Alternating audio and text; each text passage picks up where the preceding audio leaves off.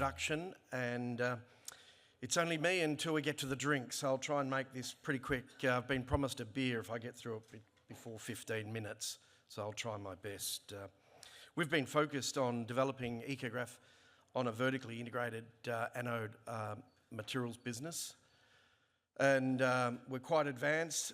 Start off with this quick read of the disclaimer. We've released this announcement this morning, so anybody that wants to go into more detail can read that. But we've been focused on developing a vertically integrated battery anode materials business for the lithium-ion battery market.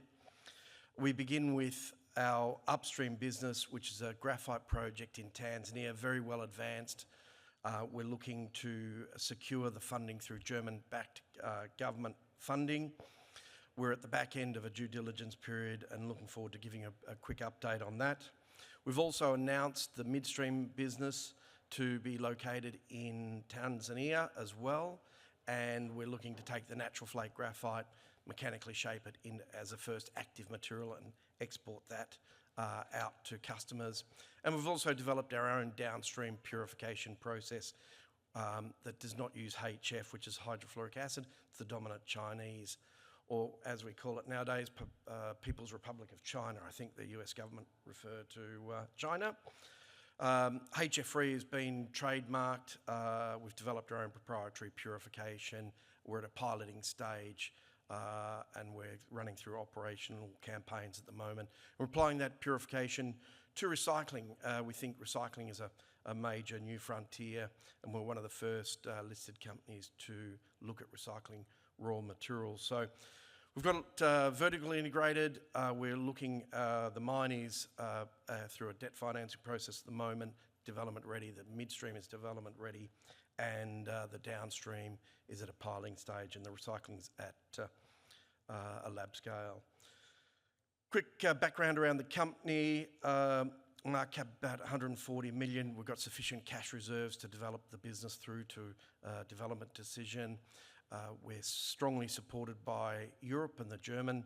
Over 40% of our company is now owned by Europeans, particularly Germany. 5.4% of the company is owned by management and board. I won't talk too much. We've probably heard a lot about this, but quite excited about the critical minerals battery supply chain. The Koreans call it the chasm. We're in the chasm, bottom of the bucket. We're going to come out of it.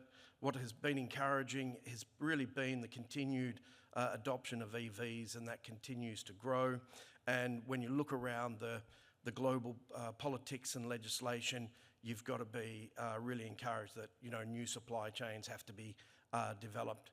The US have just announced the president's executive orders around developing sovereign capability in the US, so we're going to see all the US interests come back into the market, and Europe is continuing on with their legislation, and China for graphite has introduced legislation to stop exports. So it's an exciting frontier that we're embarked on, and we think there's a lot of support to develop these new supply chains. A bit of an overview of our business. I've got a little movie to play here. Walks us through our businesses, the upstream business in Tanzania. This is based on the front-end engineering design we've just completed for the financing. State-of-the-art plant, been built around an enormous amount of metallurgical engineering work. In fact, I need a therapist to how much money we've spent on this. But what it'll do, we'll produce a product that's really customised for our consumers. The mine is on the right-hand side. There's a full video that flies through that on our website. You're very welcome to have a look at that. This is coming down the main ridge. We're very fortunate. The graphite outcrops on this high mountain, about 400 metres relief, 200 metres wide. Very little social or environmental issues. You'll see the graphite draped onto the hill there. This is the first 20 years of life. One of the biggest developments we've had to do through this debt financing process is the tail storage facility. It's been a massive work program, and the previous image was of the valley. It's a natural facility, landform to host a facility, but operating to the GISTM is a massive cost and burden to the industry now, but for good reasons. Having dam failures is something that is not what we want to be involved with going forward. The video images there with our team. This is looking at the ridge north, just showing the whole region's been denuded, stripped of environmental degraded. We're looking to take the graphite, put it through our mechanical shaping facility that we just saw there, and this is our purification overview.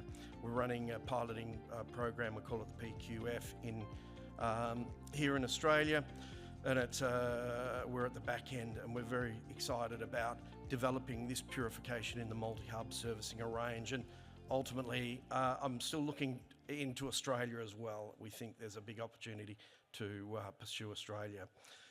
So that's a bit of an overview. I'll just quickly go through the slides because I want this beer in a can-do. This is our Panko Project, located 430 kilometres southwest of Dar es Salaam. We've mandated KfW Bank for $105 million.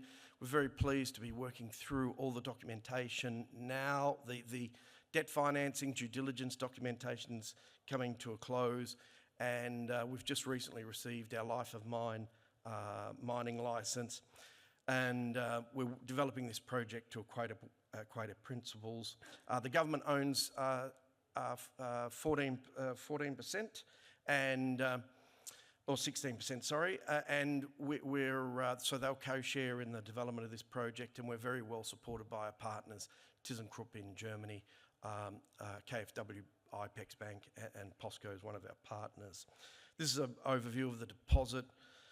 It's the largest undeveloped, development-ready graphite project, and as you'll see by the schematic there, very similar to that fly-through. The mining reserve is only a small portion of the whole deposit, and the resource is enormous, 290 million tonnes. We expect the deposit to go on for decades. One of the advantages that we have had through the due diligence process is the amount of work that we've had to do.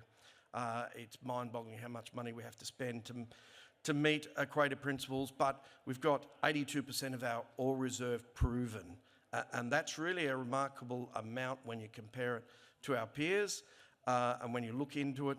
But it does give a lot of confidence, not only in the tonnes grade, but the other important factors, the metallurgical recovery, flake size, particle size, distribution. So it's really important to really understand the deposit. It's a fantastic deposit that will support growth in the battery market.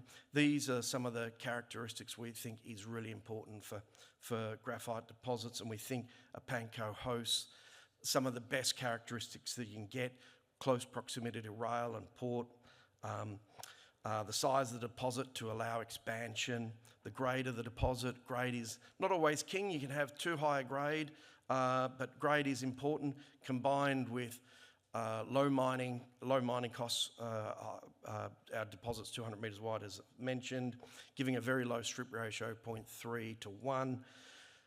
63% large flake payback the bank. That's the foundation of the operation, and high recoveries of over 94% and high concentrate grades. As I mentioned, the corporate requirement to meet the ESG requirements now is quite significant, and a Panko will lead the way, meeting equator principles from the very beginning. The global industry standard for tails management, massive burden. We've spent all of last year updating and working through that, through the independent due diligence. And more importantly, our material will comply with the Responsible Mining Association, the IRMA, which is really critical for the EV manufacturers. That's what they want to see for products produced.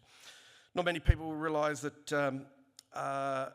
the amount of infrastructure that's going into Tanzania. The EU last year funded the Great Ruha Bridge, which is on our transport corridor. $62 million has been funded. They also funded the Ifakara substation, $10 million. So there's a lot of infrastructure going into Tanzania. The Julius Nyerere Hydro Dam opened, fully operational now, $2.9 billion of investment, and we can catch an electric train halfway to our project. So that's the upstream. Quickly on the midstream, we've identified Ifakara, which is along the transport corridor. It's next to the Ifakara substation, as I've mentioned. It's going to tap into that hydropower. Energy cost is critical. Low cost is ringing in my ears for the last 10 years. 7 cents a kilowatt hour through the hydropower. So developing, one of the reasons why we've developed was because of that cost advantage. So also logistic efficiencies. We're only transporting the produced product, not the fines that's generated through the mechanical shaping. We've just completed an engineering study on 20,000 tonnes. There's an additional $60 million US to build this midstream facility. It'll be the first value addition in Tanzania, and I think it could be one of the first, if not the first, in Africa. We're working through finalising sales and offtake agreements to support the conditional financing interest that we've received. It's quite an exciting opportunity. Another 50, 60 employees for the Tanzanians, but looking to export. This will export an unpurified spherical graphite. Onto our purification process. This is something that we've developed since 2016. It's been a long journey. We've commissioned the product qualification facility here, running at about 5 kilos an hour. We've got patents granted in the US. We've just had IP Australia granting our second patent. We've benchmarked our process to ensure that it's cost effective, that we don't build this and it doesn't work. And we've done a lot of extensive test work with a range of customers across the globe. There's some pictures of it. There's a full video on our website that takes you through the process. The confirmation of this PQF will allow us to commercialise the purification facility and co-locate the facilities within the major battery manufacturing hubs across the globe in Europe, Asia and the US. The purification competitiveness is quite strong. It's lower cost. We've been able to report on that, and you can see that on our website. It's eco-friendly. None of the chemicals we use are toxic. It certainly doesn't use hydrofluoric acid. We think it's scalable. You can scale up the production as customers require into the future, post 2030, 2035. We've got the patents, and we're applying it to the recycling industry, and we're doing some really nice work on this front at lab scale. We're one of the first movers into the anode recycling. We're working with BASF in Germany, which is a kudos to our technical team, and Sungil High Tech up in South Korea, the largest lithium-ion battery recycler. It's early stage. The purification went into a research paper that won the EIT Change Award about 2 years ago. I think I'm going to get this beer. A couple more slides. Just the value proposition is enormous. It's the compelling upstream, downstream, midstream. When you put it together, it's the value that generates, not only to our shareholders, but customers, the visibility. So we think it's an enormous value. The mine in itself will be a standalone development, and we're working on that, and that'll be first, and there's a waterfall effect going down. So I think I am going to get this spear, the last slide, because it's a bit of promotion to Paydirt. Thank you very much, Paydirt, for inviting us. Having venues like this to present critical minerals is so important. We've created the pre-International Women's Day in Tanzania, and Paydirt sponsors of it. We took over a whole bag of magazines and bags last time, and it's about supporting women and advancing. So thank you, Dominic and Bill and the Paydirt team. 9 seconds, I'm done. Thank you, Nakandu. I get a beer, I think. You do.